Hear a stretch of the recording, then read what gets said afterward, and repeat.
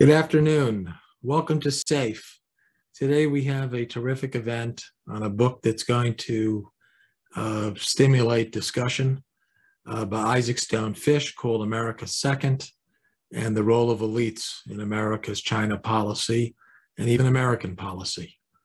It's my pleasure to invite several of our guests, our CEO, Robbie Diamond, Isaac Stone Fish, and Matt Turpin, one of our senior fellows here at SAFE, and also a senior advisor to Palantir. Over to you, Robbie. Jeb, thank you so much for inviting us to come and for opening the show. Thank you all for listening. First of all, let me hold up a copy of the book, which is always the most important thing you can do for an author. But let me introduce Isaac Stonefish, who's the founder and CEO of Strategy Risks. He's also a Washington Post Global Opinions contributing columnist, a contributor to CBSSN, an adjunct at NYU's Center for Global Affairs, visiting fellow at the Atlantic Council, a columnist of China Risk at Barron's, and a frequent speaker at events. I don't know when he has time to breathe, because I didn't have time to read it all and breathe. He was the Foreign Policy magazine Asia editor, and before that, he was a correspondent for Newsweek in China, where he lived, and he spoke fluent Mandarin, which is part of what's interesting about this book is the time, of course, he has spent there. He's commonly on shows, quoted in articles, too broad to list of everywhere he's spoken. I can say one thing: he probably did not work at Kissinger Associates, or he had a very bad experience. You'll have to read the book. But thank you so much for joining us, Isaac. Why don't we start just with telling us a little bit about the book? Thank you, Robbie. So the book came out of frustration that I had when I moved back to the States about a decade ago from Beijing, and noticed that the way that a lot of Americans would talk about China was very similar to how not your average Chinese person would talk about China, but how the Chinese political class, Chinese party officials would talk about China. All sorts of repeated phrases and ideas. China has 5,000 years of history. China has lifted hundreds of millions of people out of poverty. China is a peaceful nation. Oh, without a strong government, will be chaos. Oh, China can build this building in 2 weeks and it takes us months or years to fix a subway. And I got really curious as the time went on, why there was that repeated wisdom and why there was such a divergence between the way many Americans felt who'd either lived in China or worked in less glamorous professions, and the way China was talked about in certain DC circles, among Wall Street elite, and in Hollywood. And so started writing the book several years ago, and the situation around China in the United States has changed so rapidly. And it's been heartening to see that and see where we are now, but also quite worrying. And I know we'll get into a lot of those issues a little bit later. Right, but the book really does focus on how China has sort of accomplished this goal, in Hollywood, academia, amongst business elites. So why don't you get into that and explain how they accomplish? I mean, we've all read, I wish LaGuardia was actually a good airport. Yeah, coming back from LaGuardia. Oof. So I picked the wrong one. Well, it's worse than Newark, and that's saying a lot. So the Chinese Communist Party, unlike, say, Moscow's influence in the United States, which is chaos for chaos's sake, Chinese Communist Party is a lot about changing the opinion of China in America. And as China has grown more important in the United States, the perception of China has grown more important. And it's different with Hollywood, universities, and the DC business nexus. I'll start with Hollywood. Hollywood in the late 1990s made 3 films that were critical of the party, according to the party: Kundun, 7 Years in Tibet, and Red Corner. And Disney, which released Kundun, got banned by Beijing.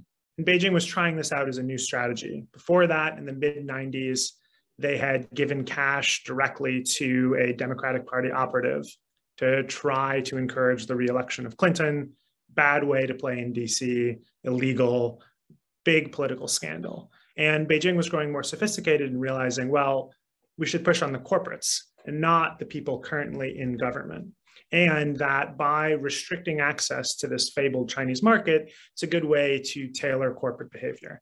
And so over a long period, roughly from 1998 to 2012, 2013, Hollywood learned in fits and starts how to internalize in its own collective voice this idea of self-censorship, well, if I do this, will this offend the regulators in Beijing? And it just became a very common occurrence for producers, for actors, for people all across sectors of Hollywood society to say, well, I don't think we should do this. I think this would jeopardize our access to China. For DC, the issue is much less with current policymakers than with former policymakers who leave office and go into consulting. And there's nothing wrong with consulting. And I'm a consultant right now. I think the issue is with trading access for influence. And the issue is with folks who have misrepresented themselves for decades as being sort of these objective arbiters of policy when really they're business people. And I'd spent a lot of time in the book and focused a lot of ire on Kissinger, not for the opening to China in the 70s, but for so long we've seen Kissinger as this grand foreign policy genius. And he's certainly a genius, but he's a business person first. Since he founded Kissinger Associates in 1982, what has seemingly motivated his activities has been maintaining his access to China, often to the detriment of US interests and even the companies that he represents. Madeleine Albright, George H.W. Bush, Al Haig, the former Secretary of State, are all folks who have this sort of checkered relationship or formerly checkered relationship. Universities is more complicated. Universities are far more open to a lot of controversial and censorious ideas, but they're also supposed to be. We expect that from Hollywood. We expect that from businesses. For universities, I would argue the cost of self-censorship is higher. And I think the issue at universities is less, well, we need to not self-censor at any particular point. In the book, I talk a lot about my own struggles and fights with self-censorship. It's something that I still do. It's something that I argue most people do. But the issue is being honest and open about that and then making good choices based on the trade-offs that you have. So NYU Shanghai, for example, there was a dean affiliated with the university said, well, we're going to open a campus here. It's going to have the same level of academic freedom it does in the United States. That's a lie. It's not possible to open a university in China and have the same level of academic freedom. Should you go study in China? Well, yes, I think it's a valuable thing to do. Should you expect that you have the same rights there? No. And I think these are trade-offs that we have to come in mind and say, well, maybe I don't want to do this because of that. Great. Maybe I do. Great. But it's a question that's really crying out for more debate, more conversation.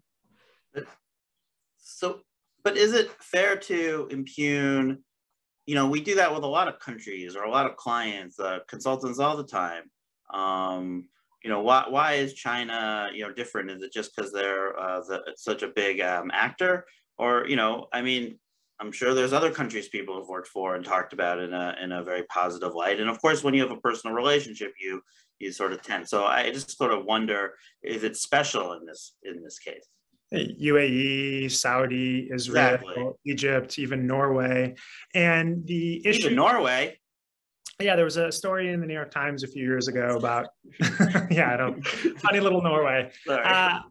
But the issue is both with China's size, the economic interdependency, and the threat that the party poses to US interests globally. And I think you could argue, well, yes, Saudi is a pretty pernicious actor, but it's a much smaller country and it rules a much smaller group of people. I think the issue with China is not only the domestic crimes in Xinjiang and Tibet and elsewhere, but also the threat posing to Taiwan, Japan, and arguably the United States, or at the very least US interests in Asia.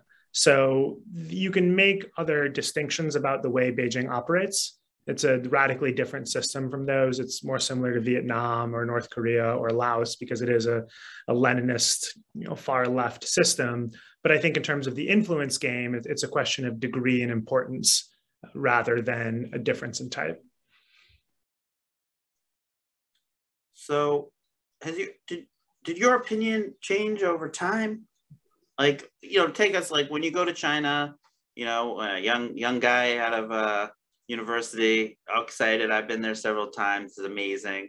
And have you shifted, do you believe, over time? And maybe, is there a moment that opened your eyes to this that really made you change your opinion on what's going on?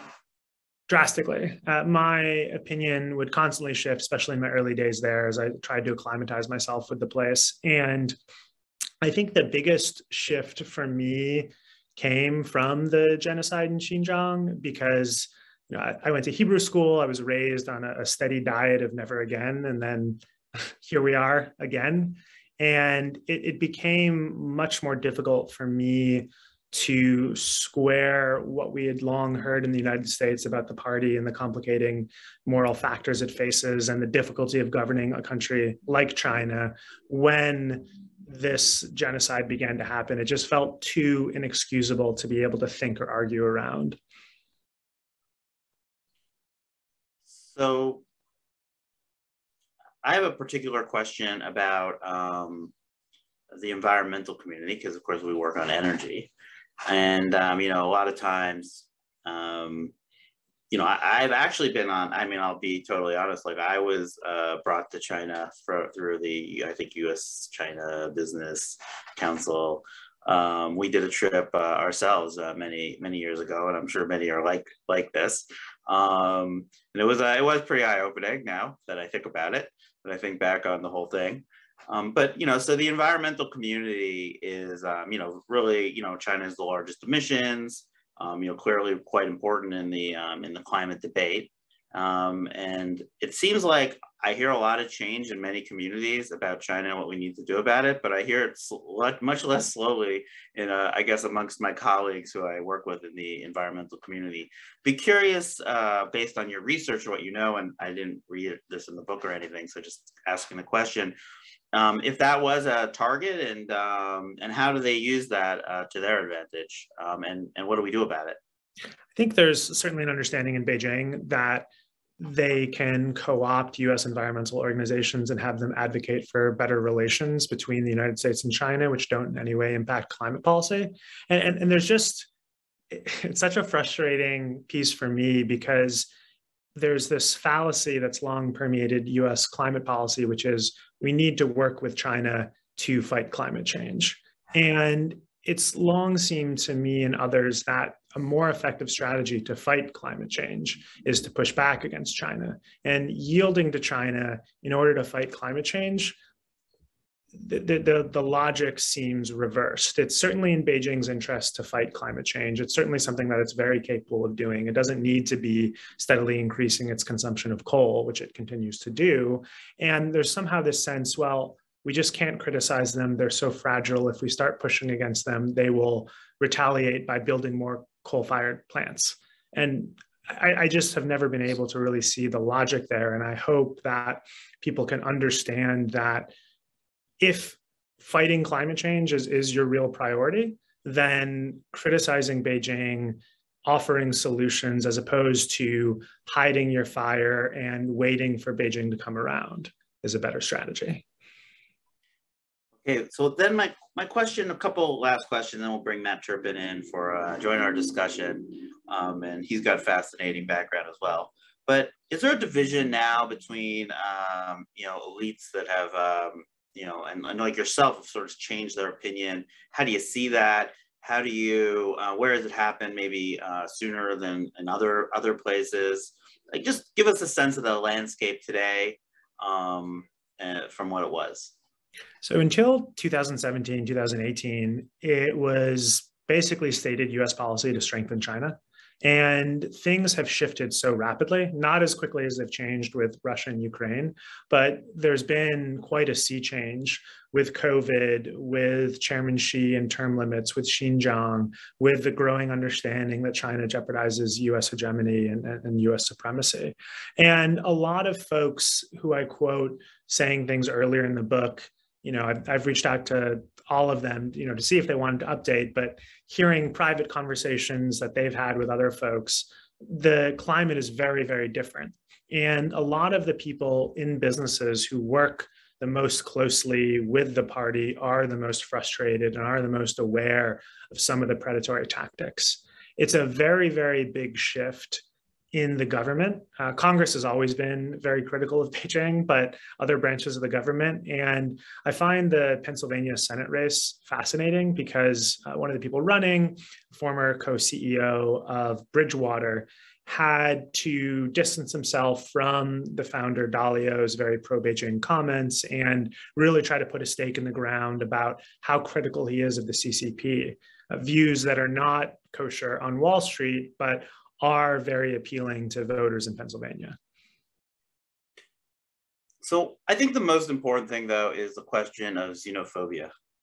You know, it sounds pretty bad the way you're describing this. And yet I think you do have a profound love for the country that you lived in for 7 years. So maybe it's really important. And, and I think in the United States now, we're all very aware that Asians have broadly, experienced some hate crimes since COVID. Why don't you give a sense of your views on how you be pro-China, pro-Chinese in an environment where you're now laying out for us?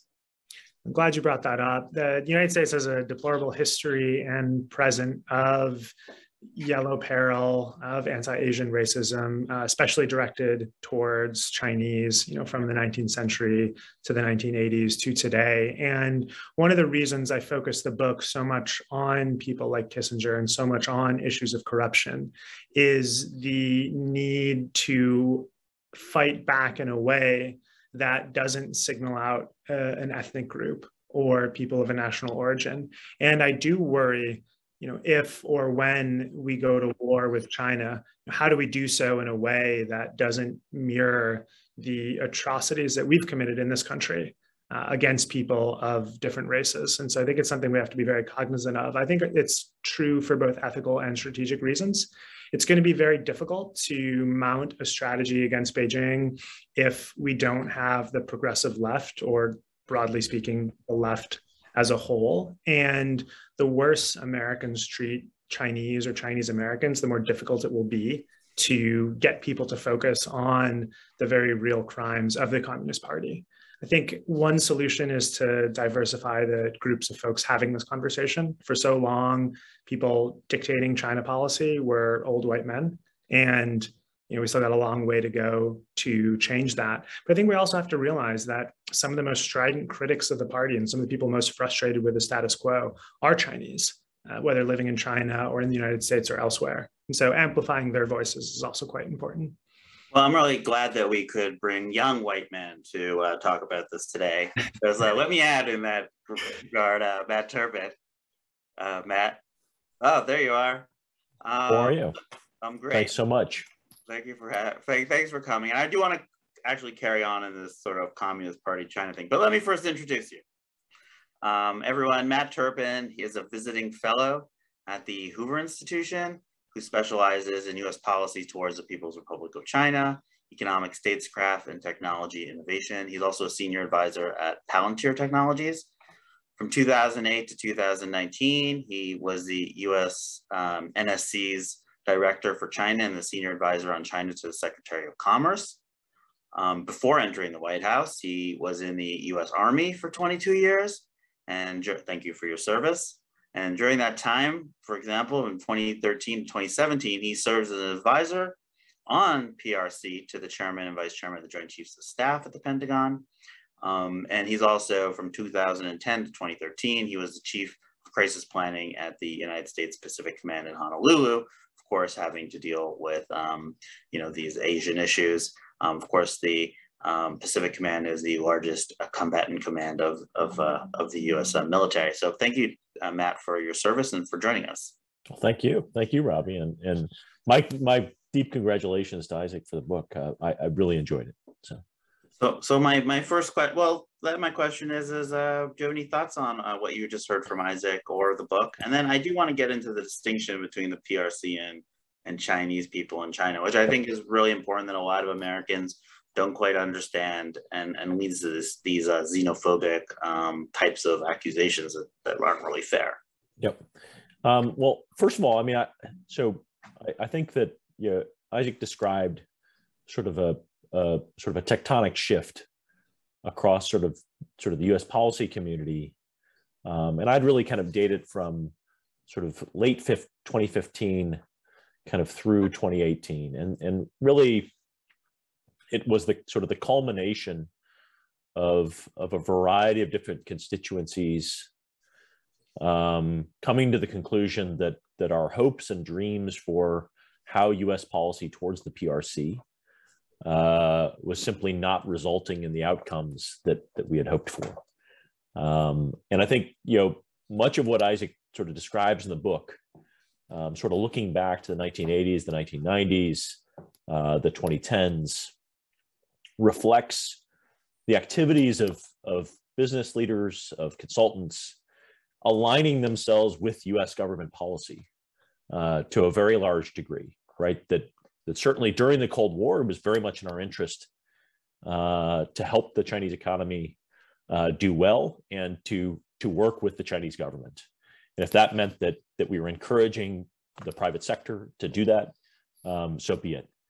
And then, following the end of the Cold War and the collapse of the Soviet Union, the decision sort of made, which you could look at in sort of May of 1994, as President Clinton sort of makes a specific sort of policy change to look at amplifying our trade and economic relationship, largely as a belief that through economic liberalization we'll achieve political liberalization.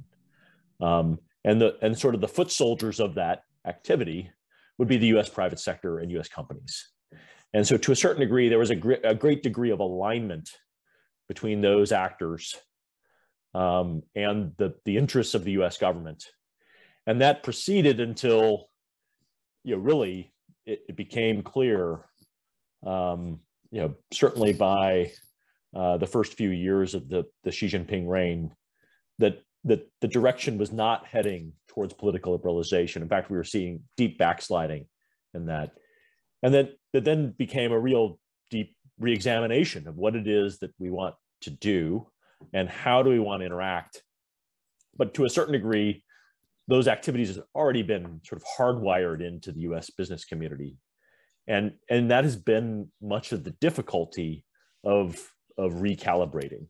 Because of course, Beijing understands those dynamics and doesn't want that to change, and has done, I think, a fairly good job of incentivizing and coercing business leaders to maintain a friendly approach. And so that to me has been sort of the dynamic that we've seen. And so what Isaac lays out, I think, is sort of spot on of how that has worked, and the impacts that has on our interests. So let's take this moment and make that distinction. First of all, I think people who are listening, we take questions from the audience towards the end. Start submitting them, please. That would be wonderful. But I did want to get to this distinction between the PRC and China and how to understand that. Maybe we'll start with Isaac, and then if Matt wants to add to that. So the Communist Party has ruled China for 73 years, which is a small fraction of China's history. And the party likes to paint itself as China, likes to make us associate in our minds the Communist Party with China, but they're two radically different entities. The Communist Party rules China today. It is not China. And the more that we criticize China, Chinese civilization, Chinese culture, Chinese people, the harder it is for us to A, distinguish between China and the party, and B, it allows the party to say, well, look, they're actually criticizing you, Chinese people. And that's bad for the debate in the United States, and it's bad for our soft power in China as well. Matt, do you have anything to add to the distinction between the two? Yeah, I think it is particularly important to sort of make sort of three distinctions here. The Chinese Communist Party, which is made up of about, we estimate about 90 million members. And the Chinese Communist Party, in a true sort of Leninist party model, occupies sort of the commanding heights of all elements of society and sort of controls as the vanguard, government, social, military, business, and all of those sorts of communities, and that the party controls how individuals move and are promoted. So, essentially the organization and department is the world's largest human resources department, and controls that. And so that's one aspect. There is the PRC government. So not everyone in the PRC government is a member of the party. And so there's a distinction with what the government is. I often think of the PRC government as sort of the administrative arm of the party, that has individuals who are not of the party. And then there is China, that there is the 1.4 billion citizens, of which only 90 million are a member of the party, but individuals who are living their lives and are incredibly innovative, hardworking, want what's best for their children, and are trying to make great and better lives for themselves. And they're stuck inside a system in which you have a one-party dictatorship that lays out and demands sort of full fealty, and lays out a narrative in which the successes of individual citizens can only happen through the leadership of the party, and that creates a sort of a pathology of governance that creates all kinds of problems. And so I think it's incredibly important that we as Americans do not mix those groups up, and that we are very specific about who we are talking about. And I think for as a country, as we are talking about the challenges and the concerns that we have, those are almost entirely directed at the 90 million members of the Chinese Communist Party, and in particular their leadership and the decisions they are making, not the Chinese people, who are often the greatest victims of the party's activities. So Matt, you're an expert in economic statecraft and thinking about businesses. You work with Palantir to think about how they interact with China. Are there new business models that they need to consider? How is that shifting on the ground with, I guess, American and other companies? And maybe just to add to that, what do you think about the difference between the way the Europeans see it and then the Americans see it, and maybe the other Asian countries? Yeah.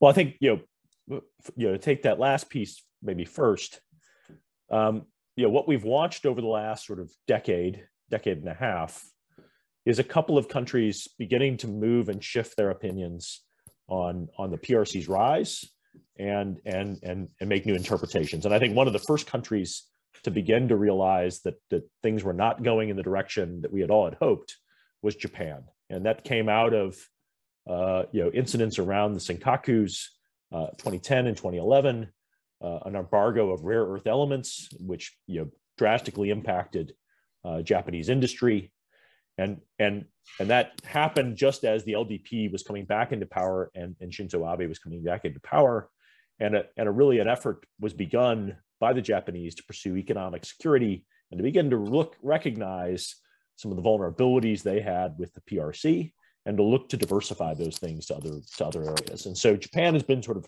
running this for a few years now. I think for the United States and Australia, we began to wake up to this, around the 2015, 2016, 2017 period. And we've seen an equal sort of, initial realization of this, coming out of Europe. Particularly, March of 2019, the European Union publishes their strategy in which they recognize that China is a systemic rival. And so you've begun to watch this shift over time as sort of multiple developed countries understand the same kinds of challenges. And so I think that we should see that as not that the US is causing other countries to do these things, but that countries around the world are making their own conclusions about what's happening in the PRC and are adapting their policies to that. And that's what businesses are starting to do as well. So I'd sort of leave on the note of the discussion really about a China +1 manufacturing policy, as companies look at the potential risks that come from being overly reliant and overly dependent upon a supply chain that has deep dependencies on the PRC, that you would look to diversify those things to other places. And part of that is about establishing a China +1 manufacturing policy in which products and services can be acquired from multiple other locations other than the PRC, which protects you from retaliation, and spreads out all kinds of risk. It doesn't need to only be political risk, but it could be other types of risk. And so I think that's sort of the pathway we see going forward. Those are difficult changes that require capital investment, and it will take years for that to manifest.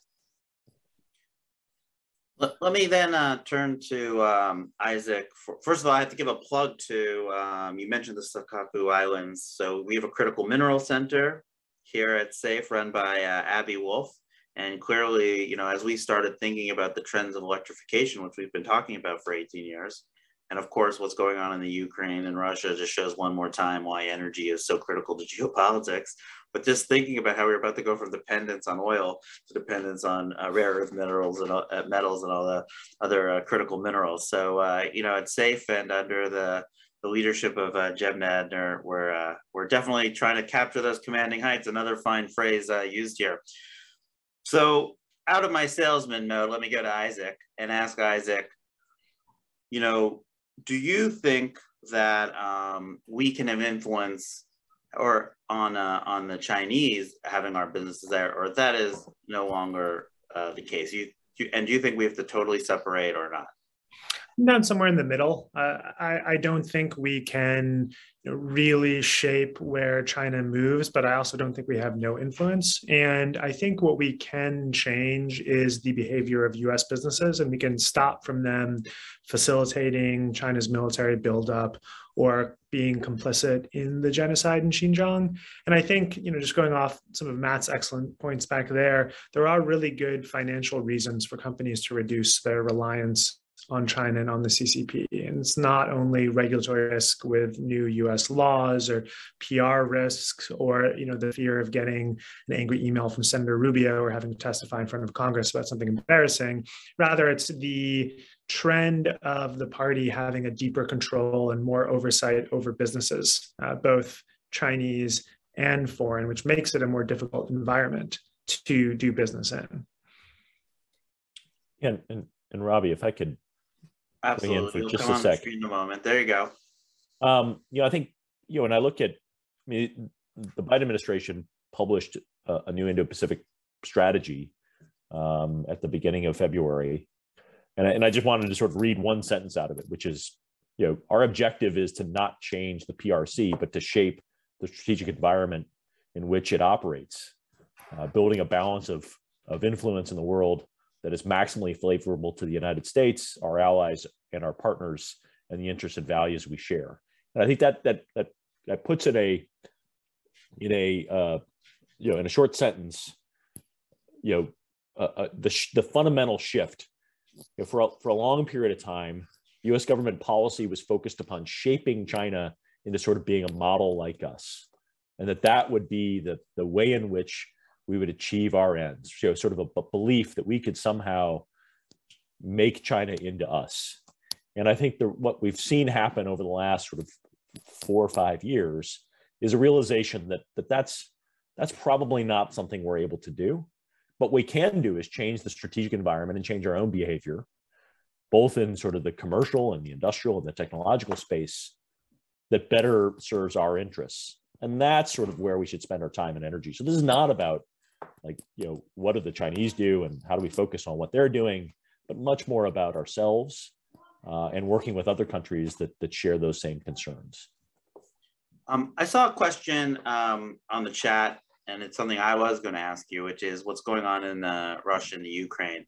Is this going to accelerate or change even more minds about some of these other supply chain issues? And have you seen, even over the last 8 days, the direct link between what's going on there now and in China? So Matt, why don't you start with it? It certainly could.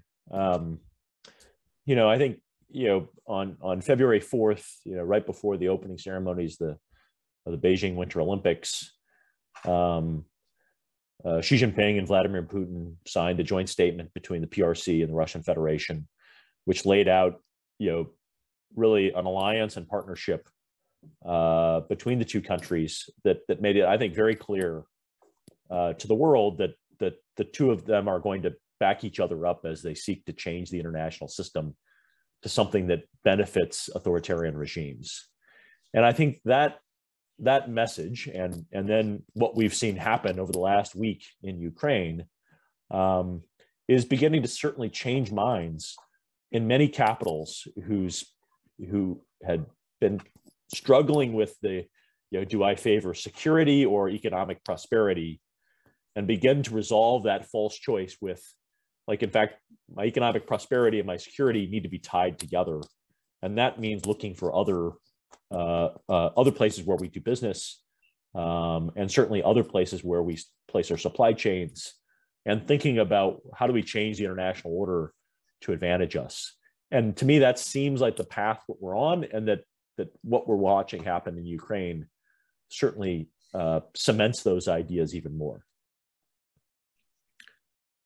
Beijing is walking such a careful line between the West and Russia.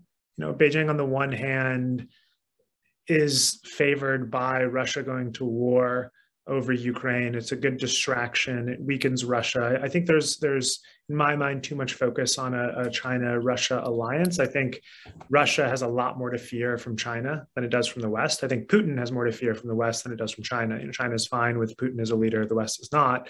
But there's so many territorial issues, frustrations, pushback against Chinese influence in Russia, fear of Chinese encroachment in the Far East, fear of Chinese influence in Central Asia, that Russia weakening itself in its West is a great way for China's interests to expand westward as well. At the same time, it's quite embarrassing to be seen as Russia's most important ally at a time when the country is deservedly a global pariah. And Beijing doesn't want to draw parallels between Russia, Ukraine, and China and Taiwan. Almost every country in the world, including China, recognizes the status of Ukraine as a sovereign nation.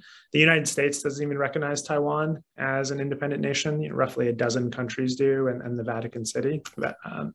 I think I'm hopeful that this will draw more attentions to the many problematic linkages between the US economy and China's economy. I will say, however, that historically we've traded roughly 25 times more with China than with Russia. China's economy is so much more important and so much more integral in the global sphere that if China were to invade Taiwan, I think it would be much more difficult to convince US businesses to do like what they're doing with Russia. The other thing with that is I'm less afraid of a full-scale invasion of Taiwan right now than I am with China seizing one of the small Taiwanese islands off the western coast of Taiwan. Would the United States go to war with China over Taiwan? Possibly. Would the United States go to war with China over the island of Matsu? Very unlikely. But that's a way to start changing the facts on the ground, take a little bit more, and then do a full-scale invasion much later when it already seems like a fait accompli. You seem very much convinced there will be a war. And why don't you tell us about that? And Matt, you better get prepared because I'm going to ask you the same question, and then we're going to bring Jeb in to ask a few questions. And I think one of the things I learned about in writing the book, it was a good lesson to learn and relearn, is our hindsight is 2020, and it's easy to say, well, look at what these people missed. It seems so clear. And yes, I do think that is very likely, but it's impossible to predict the future. And there's so many shifting geopolitical plates that could make a war less likely or not happen. I think it's incredibly likely that the United States and China will be on opposing sides of a war in Asia in the next, several months to 5 years. And I think Taiwan is the most explosive, but there's so many other countries that could spark a conflagration because of their relationship or disputes with China. So it's not only Taiwan, it's Japan, it's South Korea, it's Mongolia, it's India, it's the Philippines, it's Vietnam. And, there are countries that we don't have treaties with. There are countries that are not even nominally our allies, but the United States might decide it's in its interest to protect those countries or defend those countries from Beijing. And I think just like Russia invading Ukraine has woken people up yet again that we are not at the end of history and that wars will continue to happen, I think it's unlikely for the United States and China to not repeat something in at least the same ballpark as what happened in the Korean War. in our lifetimes. Well, that's very disturbing because I've had enough of war and it's only been 8 days. It's so depressing to watch and so terrible. Matt, what is your view on that? Yeah, one of my favorite historians, Stephen Plotkin, who's a great historian of Russia, had a saying, there is no history without contingency. And so as I think of sort of what the future holds for us, if the conclusion that Beijing draws out of the events that are going on right now is that they could do a similar sort of military action, and that essentially they could weather the challenges and achieve their ends without being derailed, I think the likelihood is extremely high that they would do so. One of our challenges is about creating the conditions in which they don't perceive that is the outcome that they would get, and then the likelihood of an open conflict, I think, then goes down, right? So much of what we would look at in the future is highly contingent upon the actions that we choose to take or things that we choose not to do. So I think it should be quite invigorating that our agency can push things in either direction, and we should be very mindful of that. We should also be telling the American people that these are serious conditions and situations for us to be examining, and that we should be insisting upon proper resourcing, proper leadership, and for companies to think seriously about the political risk of their own business models, given the reality of what's going on. I agree with Isaac in that American companies would find it much more difficult. But if the United States and the PRC are in a shooting war in the Western Pacific, and U.S. service members are being lost, I think American companies have to look at the reaction that German companies are going through right now, in which decades of German policy is being reversed over a weekend, where the SPD, right, the champions of Ostpolitik, are the ones that are making these reversals. Now, it remains to be seen how that's going to play out over time. But I think that it's extremely important for companies to understand that what they believe to be sort of unchanging geopolitical realities can change very quickly.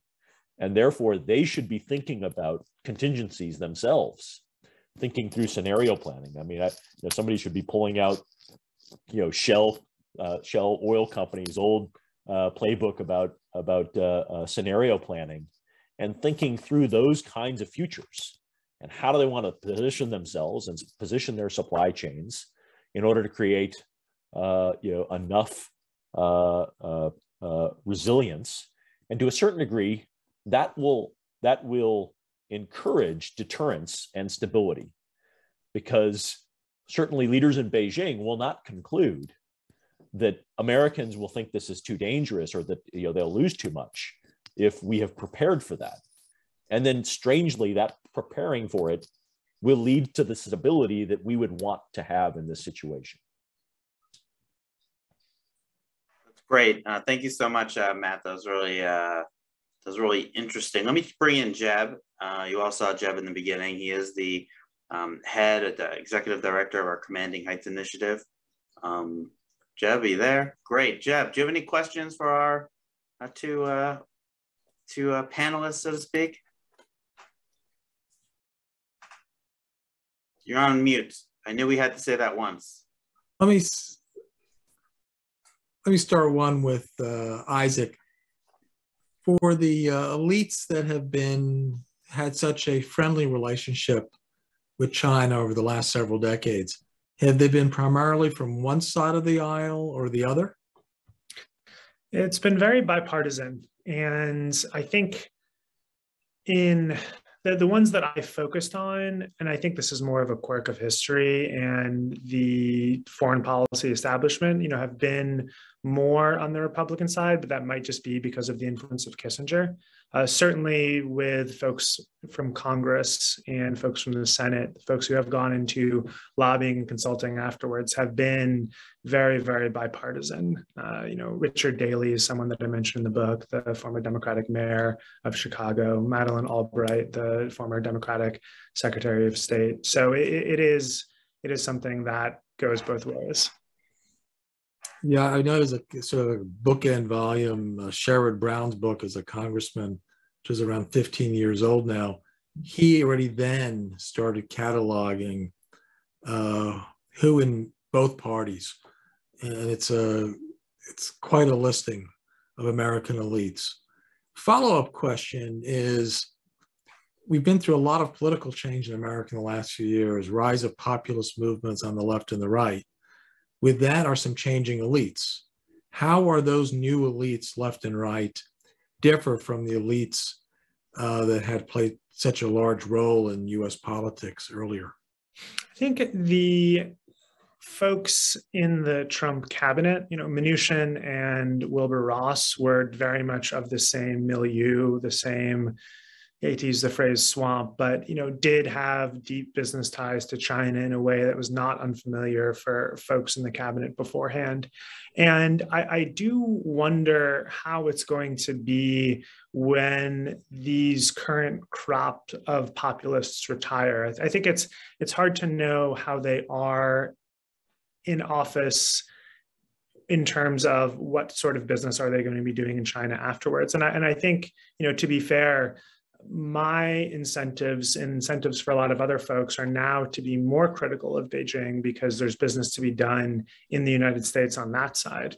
And so I think the further the trend goes towards decoupling, it's certainly possible that you'll have folks incentivized the other way, to incentivize to be more critical, more crude than they would be otherwise, because it's a way for them to work with a company like mine or work with a company that is seeking to redirect business from China. So, I think we possibly might swing too far in the other direction.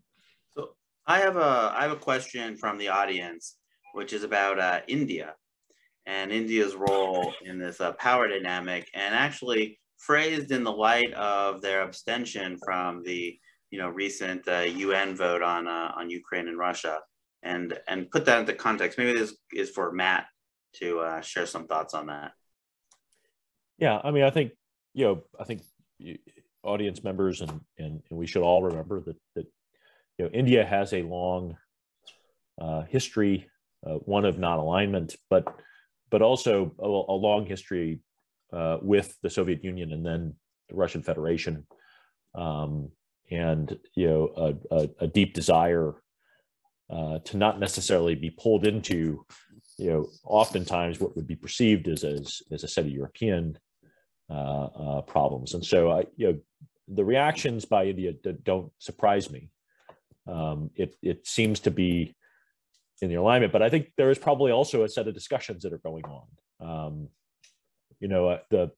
The long history of U.S. support for Afghanistan, which obviously continued through Afghanistan, or for Pakistan, that continued through U.S. forces in Afghanistan. As that changed, that dynamic then changed. So India's alignment with Russia,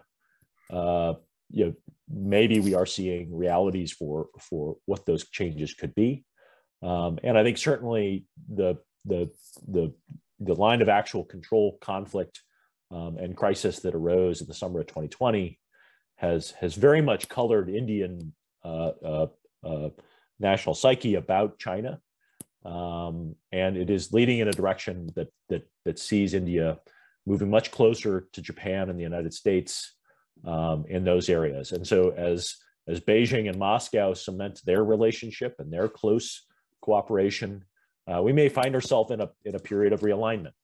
And of course, geopolitical alignments only seem set in stone while we're sort of in them, and then we get to pivot points and things realign. And so I think we're in that kind of a period. It just, it remains to be seen how that will play out. There was a double question. I want to ask one to Isaac and then go to Matt.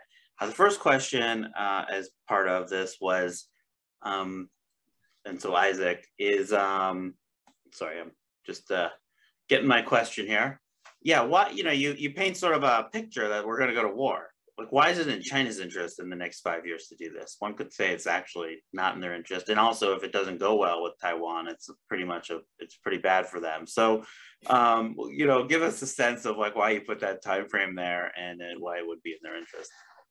The time frame is fairly arbitrary, 2 years, 3 years, 4 years. It's very difficult to know what's going to change year to year. But I think we have to remember that the most important calculuses for Beijing are domestic. And even more specifically than that, the most important calculus for Xi Jinping as he decides whether or not to push for this is the viewpoints of the domestic political elite, how much movement he has with them, what kind of things he's trying to lay out there. And I think it's important here to admit our ignorance. We have very little understanding of Chairman Xi's relationship with the two vice chairmen of the Central Military Commission, which is the body that oversees the military. We have very little understanding of his relationship with the other members of the Politburo Standing Committee, which is the elite body that rules China, or the Greater Politburo, the 25-member body. And I think we have to see that we know that he's acting in a way that reflects the political reality at the top of China. We have very little understanding of that.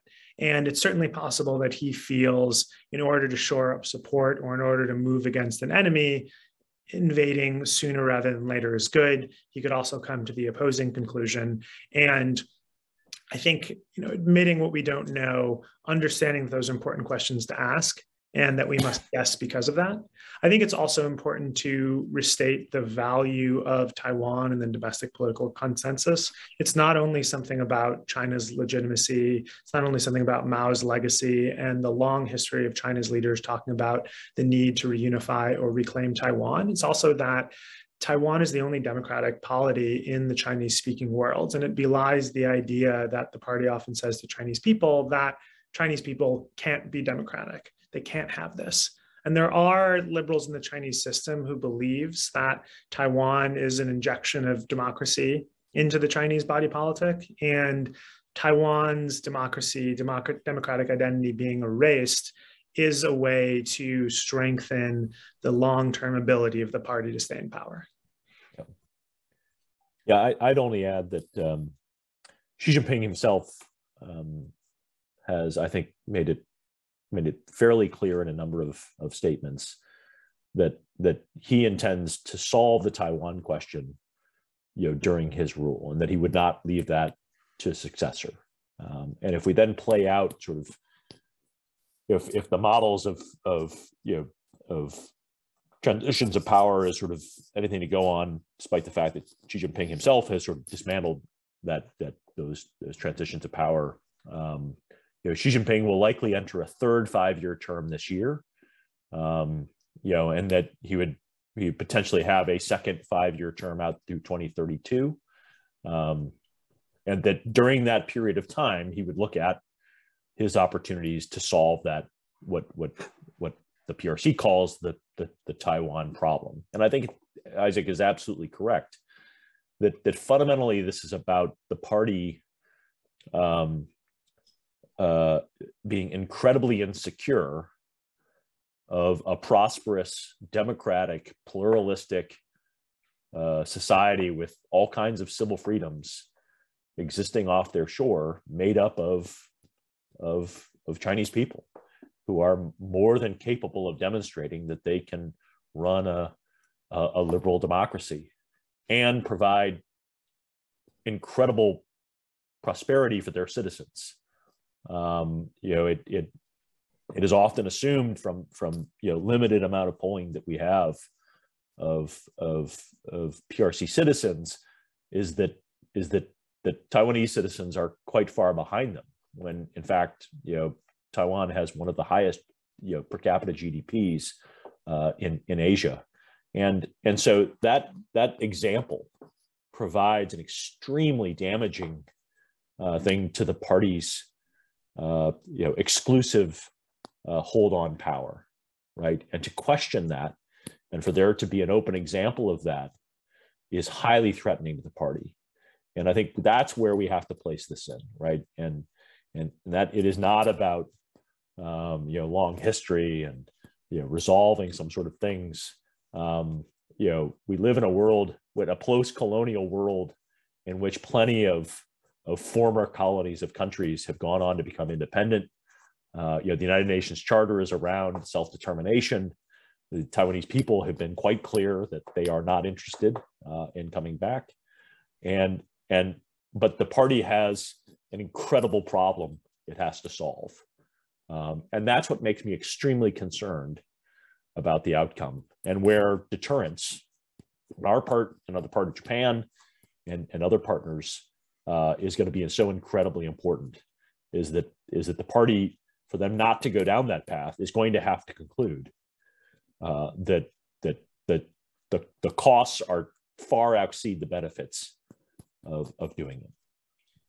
Well, it's certainly disconcerting, because if you just put the word Ukraine as a democracy next to this other power, and you put Putin's and Xi's names into it's quite disturbing. We have a couple minutes left. Jeb, I don't know if you have another question or want to share any other thoughts with us. I know one of the remarkable things about Isaac's book is just how much the Communist Chinese Party has managed to co-opt individuals and to get into people's heads, essentially. So my question to you is this.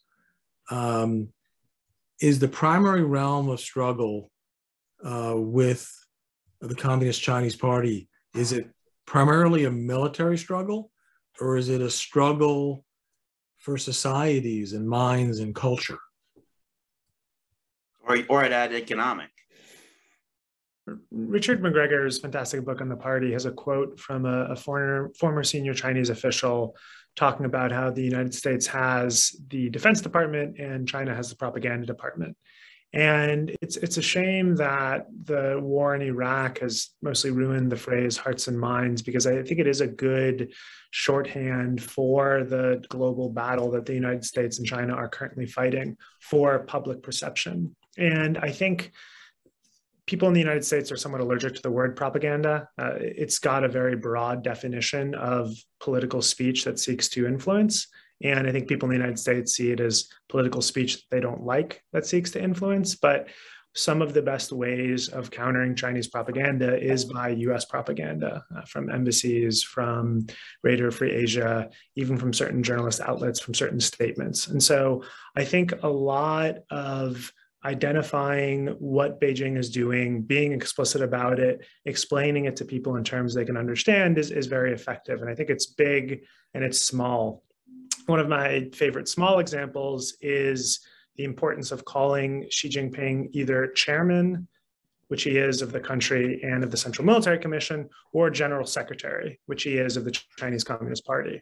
President, which he's referred to in basically every major media outlet, is a mistranslation of the Chinese word for chairman, same word that they use to describe Chairman Mao or chairman of the board. And so it's very important for us to be thoughtful and explicit in the language that we use, not because one is necessarily true or false, but because in other ways we're repeating Chinese propaganda. Another way that I like to describe this is 15 years ago, if you said the phrase all lives matter, it would be entirely uncontroversial. You're just making a humanist statement. Today, if you say all lives matter, you're pushing back against the narrative of Black Lives Matter, you're repeating a Republican talking point, and you're putting a flag in the ground that you have a certain ideological view. Same thing is true with certain phrases that the party uses. So the issue with saying China has 5,000 years of history is not that China doesn't have 5,000 years of history, but that you're repeating a Communist Party talking point meant to tie views of the party to views of China. So I want to give, I know we're a minute over, let's take 2 more minutes. I want to give Matt an opportunity to ask a final question of you, Isaac, and then we'll wrap up. Yeah, thank you. So Isaac, given the book you wrote, you had to have noticed the comments by Jamie Dimon, the head of J.P. Morgan, that got him into a lot of hot water in last November when he was noticing that J.P. Morgan and the Chinese Communist Party were both celebrating their 100th anniversary, and he jokingly, or perhaps not jokingly, said that he thought that J.P. Morgan would outlast the party. Given sort of what you have researched about elites and their thoughts about the PRC and the Chinese Communist Party and what they say publicly, do you think that some of it is sort of cynical, sort of performative, sort of saying to the party when in their hearts they actually believe like what Jamie Dimon said, which is they think they're going to outlast them and they're simply positioning themselves for a better outcome? Is that what do you think? I think that's probably right. I think he is probably right. Again, these things are very difficult to predict. For every 100-year, 150-year-old company, there's Lehman Brothers and future shocks that we'll see. But that's a bet that I would take. And I do want to give him credit for his far more mild apology about saying that than most other executives would have done. I'm pretty sure it came through a spokesperson and not him. It was expressed a mild form of regret, and then the story died.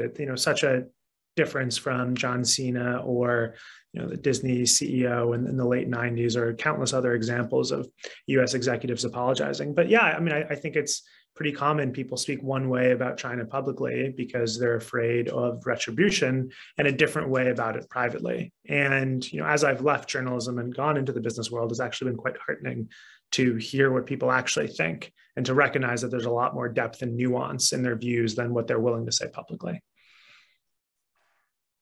Great. That's a great conclusion. I just want to, just really re-emphasize the difference between the PRC and China. I just think it's just so important that we don't understand, and not to get into, these ideas that one has to be anti-Chinese in order to have a position that we just do not like what the PRC does, and it's sort of control that society and just lives a different set of values. And sort of risks, puts risks on us and our allies. With that, let me thank Matt Turpin. I didn't say that Matt Turpin is also a SAFE senior fellow. Thank you for doing that. Isaac, thank you for joining us. Isaac actually did help in our work on Commanding Heights when we wrote the first report. So thank you for that. And that's why we wanted to host you, because you put together such a nice book and really interesting book. And then thank you, Jeb, for doing more and more events and really leading the team at Commanding Heights so that we can live by our values and have a strong foreign policy. So everyone, have a good night. And we'll see you soon at the next event. Thank you so much, Robbie. Thank you. Thank you. Good night.